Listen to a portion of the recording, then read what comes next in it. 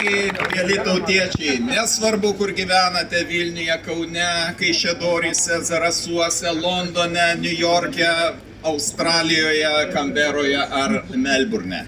Šiandien mes visi renkamės tam, kad atliktume šventą aktą. Tai yra, sugiedotume visi kartu tautišką giesmę. Už kelių minučių mes tai ir padarysime, bet aš kviečiu jūs gerai įsiklausyti į kiekvieną himno eilutę.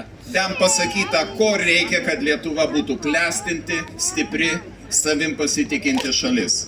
Pagarba savo istorijai, pagarba savo protėvių darbams, ant kurių sukurtų pamatų mes galime kurti tą šiuolaikišką Lietuvą. Na ir žinoma, ten kalbama apie vienybę. Žinote, kartais vienybės labai sunku pasiekti, ypač politikams. Bet labai prasmingi mūsų tautiškos giesmės žodžiai. Vardan tos Lietuvos vienybė težydi. Ne dėl mūsų, ne dėl kažko kito, o vardan to, ką mes vadiname Lietuvos idėja, Lietuvos stiprybė. Ir dar vienas dalykas. Taip, mes viską galime sukurti savo rankomis patys. Mes tai ir padarėme ir šiandien galime didžiuoti savo darbo rezultatais per 35 nepriklausomybės metus. Bet mums reikia ir apginti tai, ką sukūrėme.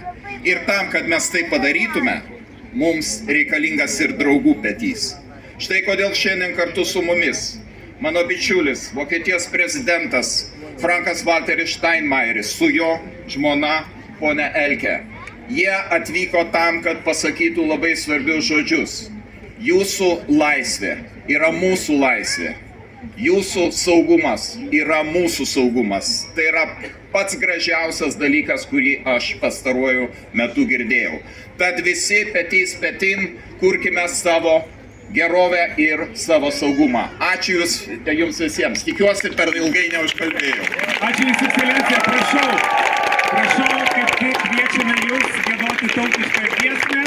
Ar jūs pasiruošę ir mes sakome Ramūnai,